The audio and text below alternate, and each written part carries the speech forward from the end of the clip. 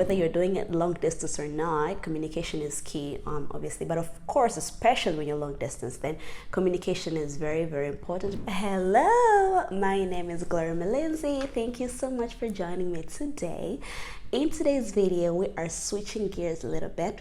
We've been talking a lot on personal development and personal growth, and today we're talking about, relationships, a different topic.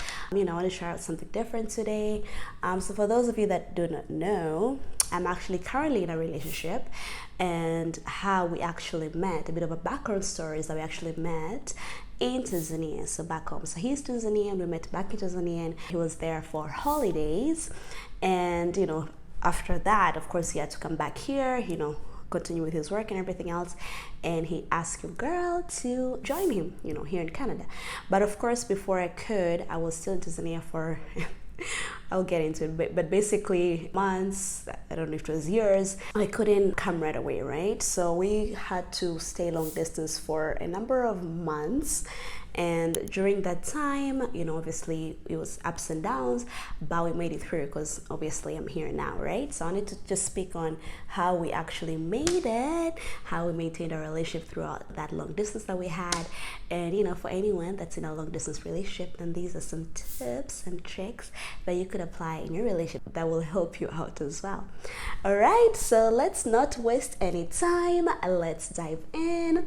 So the first thing I would say, the number one tip I would give would be, of course, communication. And of course, this will just be whether you're doing it long distance or not, communication is key, obviously. But of course, especially when you're long distance, then communication is very, very important, because obviously you're not able to see each other, be around each other all the time. And so for us, what worked for us, we actually would just talk every single day. We'll just hop on a call. And of course, there's a big time difference between here and Tanzania. I believe it's about 8-9 hours, something like that. But still, it was a priority for him to make sure that he gives me a call, and of course for me as well, even though I had work back at home. At some point I was working, some point I wasn't working, but either way I would make sure that I would make the time. And if for some reason I'm not able to make it, then it's just communicating that obviously we had set this time to get on a video call or a phone call, but I cannot make it because of this and this. And letting the other person know in advance, then it just makes it so much easier. But yes, for us, it was just talking every single day. It didn't have to be video calls every day. It would be video calls some days, and some days just regular calls on WhatsApp. But that was one of the main things for us. Number two, I would say, would be to plan ahead, right? So for example, if let's say you're both here in Canada, but just like different cities or provinces, let's say after you meet for this day, then you would plan ahead, like, is it 2 weeks from now? Is it a month from now that we're going to meet ahead? I think having that plan gives you something to look forward to, and therefore you're able to kind of like, stay in a good mood, in a good energy, because you have that date that you can look forward to. So it's more of like, what are we doing? What is we doing kind of thing, not just, talking and there is no end date in mind. That just makes things more complicated. It makes things more difficult. And I think even for couples that are not able to make it in long distance, is because they don't have, like, at some point they could not come to a conclusion of like the dates that we're able to see each other next, how we're able to plan kind of like trips and things like that, right? So for us, for example, when we met, it was actually December of 2019 up to January of 2020, and he left. And the plan was for me to come to Canada actually the summer of 2020, but as you know, COVID in the way. But obviously that was the plan, so we had at least that plan. And what happened with COVID, actually, as you may know, that all of us were expecting that it's going to be like a temporary thing, 1 month, 2 months, because the borders were actually closed. I actually could not come even though I had a visa. But it was like, it's a temporary kind of border closure. We don't know what's going on. It's temporary, hopefully soon they're gonna open up and all that. But of course, 1 month came to 2 months, 2 months, 3 months, 3 months, 4 months. Like, it just went on and on for like months on end. And for me personally, that was actually for the both of us, I would say that was really, really difficult, because what happened is that we thought it's a temporary thing, and so we thought that, you know, it's just, you know, this temporary closure, so we're still hoping like summertime, and the next thing you know, you're hoping for like, you know, September, October, next thing you're hoping for December. It was a lot. It was hard. So I would say when it comes to that part, it was really difficult. Of course, we had COVID as that huge barrier that we could not kind of like overcome at the time. You know, there was nothing we could do about it. But of course, now we don't have COVID. It's not the same effects that were back then.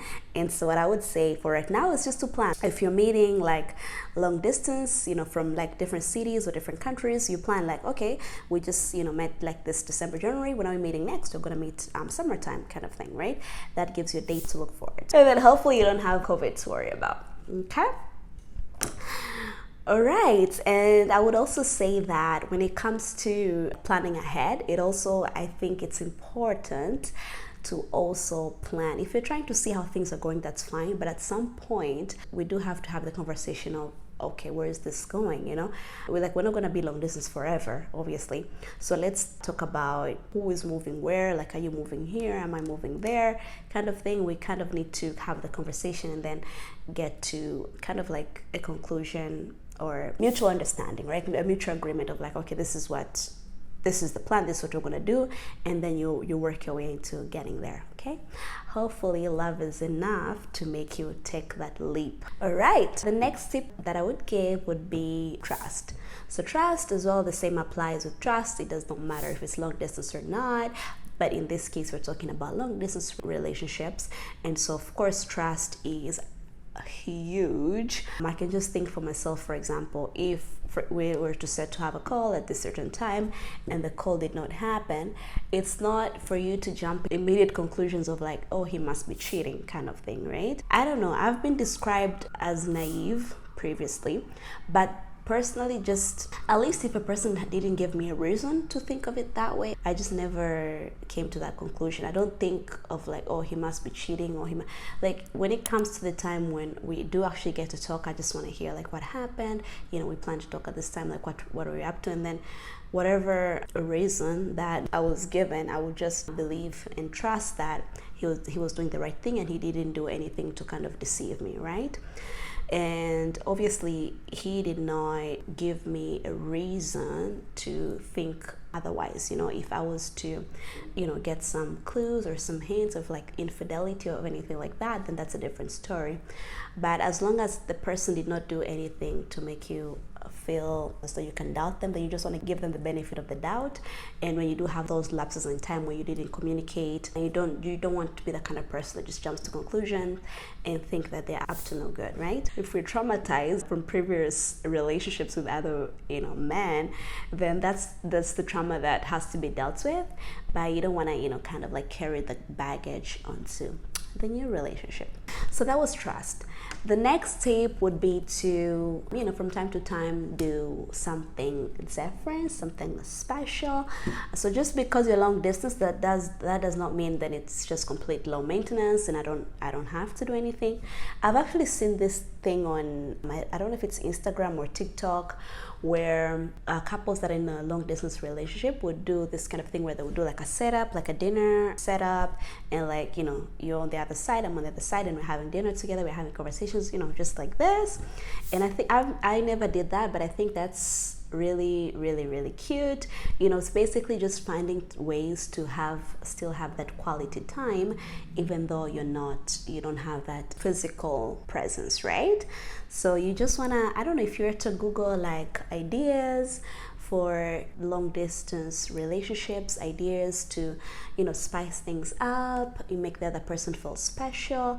It is endless things that you could do. It's also surprises, right? I've seen as well the same like TikTok, Instagram, things, you know, you're going to meet up on this date, but you know, you come, you know, like a week earlier or like 2 weeks earlier, you know, without them knowing, right? So it's like a surprise kind of visit. I think that is amazing. And actually my partner did do that actually one of the times, where it was just, I think I knew that he was coming, but it was just I think it was like just a week earlier, like a few days earlier. So the day that I actually landed, he was like, I'm here. I was like, oh wow, like that was a very nice surprise. Thank you for doing that. It was just really, really special. And those are the memories that, you know, later on you can look back on and think, oh my gosh, like that was actually really amazing. And the next tip that I would give would be to just stay positive. Stay positive. Honestly, for me, I would say that if it wasn't for my partner, I wouldn't be here, to be honest. He was actually, even though I consider myself to be a very positive person, but I don't know, those like months and months of just waiting and not knowing what was going to happen, at some point I just kind of gave up. I was like, it's okay, like I don't even have to come, like I'm good, like we can break up. I think we actually did break up at some point, because I just kind of like lost hope, and I just didn't want to like be a long distance anymore. It can be draining, it can be like emotionally, mentally exhausting at some point, you know, just talking to someone and then not knowing like when am I going to actually be in your physical presence, things like that.